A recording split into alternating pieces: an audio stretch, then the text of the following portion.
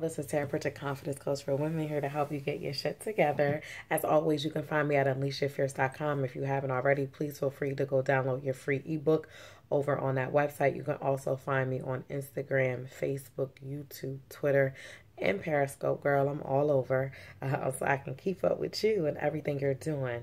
Today I'm going to be talking about how you can stop your insecurities from controlling your life, because right about now, all of the insecurities you got going on the inside, they're controlling every single thing that you do or don't do, right? From you speaking up at work, right? That insecurity that you're afraid of what other people are going to think, from that insecurity of, stepping up and actually saying your truth, whether that's to a man in a relationship, whether that's to your father who hurt you when you were younger and you just haven't been able to be authentic with him and just say, this is what it is.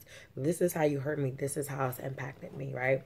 That's another way that insecurity, I'm afraid to speak up. I'm afraid to say something, right? That's one example. But our insecurities are also in our bodies, right? We're insecure, because we might have a little chub, in our cheeks, on our arms, right? And we get insecure when we wear certain things, right? Or we walk and we're like, well, I hope he ain't looking at my butt, or I hope he ain't looking at my cellulite, or, oh, you know what? My thighs are bigger than her thighs, right? And then we get into comparison, which is a whole other level of insecurity. And there are levels to insecurity, right? It could be goal envy, where you're seeing other people achieve goals and you're like, right? Or you could see an ex. I just talked to a client the other day. She saw an ex and he has a new relationship and he's doing well. And all of a sudden she's like, oh my God, I must be behind. I'm not doing enough. I haven't started dating again. And the insecurity creeps up, the doubt, like I'm not worthy, that pops up. I'm not doing enough, right? Or, what else do I need to do in order to move forward, right? But being worthy and confident and secure is not about what you do and what you're producing and what you're putting out, right? As women, especially women of color, I think that's something that just kind of has generationally come down, the line. And we think we have to do something in order for us to be worthy and to be secure and for those things to go away and for those things to stop. No, but being worthy and secure is not about what you do. It's about who you are. It's about who you believe that you are on the inside. If you believe you are safe, you are secure, you are sure, you believe that God has your back, right? And he is loving you. He is supporting you. He is guiding you, right? Almost closing your eyes and imagining him behind you, pushing you along, right? His hands are up against you, right? Even thinking about the hands of your ancestors, right? They're up on you, right? They're on you. You cannot fail. You have all that support, right? But that's going beyond the physical world and getting into that spiritual realm and that spiritual world, right? And when you are deeply connected with God and when you are connected spiritually, you're never alone, right? You're safe, you're secure. He got you in the palm of his hand. Right? And so often that goes out the window when those negative thoughts, right? So when we have our insecurities popping up, that is our inner critic. That is our negative voice that is popping up, right? To remind us, whether it's our own voice or it's someone else's, right? Because other people's voices are distractions, but other people's voices become our voices, because it's easy to absorb other people's negative energy or their beliefs, right? Because oftentimes we want to impress them or we want to fit in, right?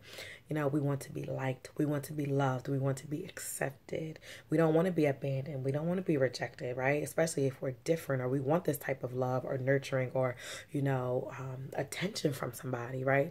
We don't want to be rejected just because we want to be loved. We want to be nurtured. We want to feel confident. We want to feel secure and happy, right? But you don't have to go all outside of yourself to find that. And again, sometimes we are our own biggest critic, but then other times, other people outside of us are our own biggest critics, right? And it just wears on our soul.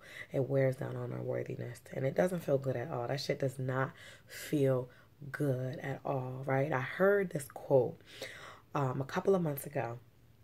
But it said this. It said, be careful how you speak to your children, because how you speak to them, right, is what becomes your child's inner voice when they become an adult, right? I'm like, that's crazy, right? And obviously parents say stuff all the time, right? I don't have children just yet, but I work with children.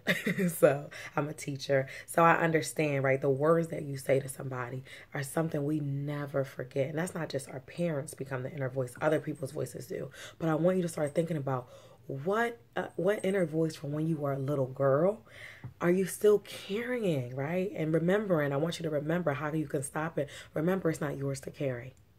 It's not yours to carry, right? You know, they say stuff, and sometimes parents and people in general just say stuff because that's where they're coming from. But sometimes we take it on. Stop taking the shit on. Let it go, right? Let it go. So start thinking about that. Whose voice is controlling me? Because it's not me. It's time for you to take your power back, right? And then the next thing I want you to do is I want you to take out a journal and I want you to start writing down, when are the times when my insecurities are being triggered? What people are around, what place am I in a certain situation? Is it when I'm out on a date and they're like, oh, I don't think this is a good idea, and it triggers, abandonment, or I'm not good enough, right? Or is it when you're at work and, your boss asks you to do X, Y, and Z, but you just don't feel confident. You don't feel secure enough in yourself to go complete X, Y, and Z, but you can't speak up and say it, right? There are so many times, right? Or is it when you are down at the beach because it's the summertime and you cannot, fully be confident in your body because you're just like, oh my God, I'm fat. I used to be 50 pounds lighter, but look at me now. When are those insecurities being triggered? Write them down, right? Write them down, right? The only way, just like Ayanna Van Zandt always says, right? The only way to fix something is to face it. Come face to face, write that shit down. Your insecurity, write it down, right? And recognizing that it's not true, right? It's all in your head. But what you need to do is write it down, because right now you are limiting yourself. That is a limitation. I want you to take that, write it down. Think about, where did it first start? What is the root? If you want to heal something, get to the root of it. Stop trying to focus so much, on, the here and the now. Go backwards, right? Get to the root of it. Where is it coming from? When did I first remember feeling this insecurity, right? And forgive that person, that place, that thing. Forgive yourself, release it, and let it go. And then turn that limitation into some type of affirmation, because you want to be affirming yourself and loving yourself. You need to take it and switch it, right? And journaling is the best way to do that. When you write it down, flip it, switch it, and release that insecurity. So you are free, you are fierce, you are safe, secure, and you are sure. UnleashYourFierce.com/doubt.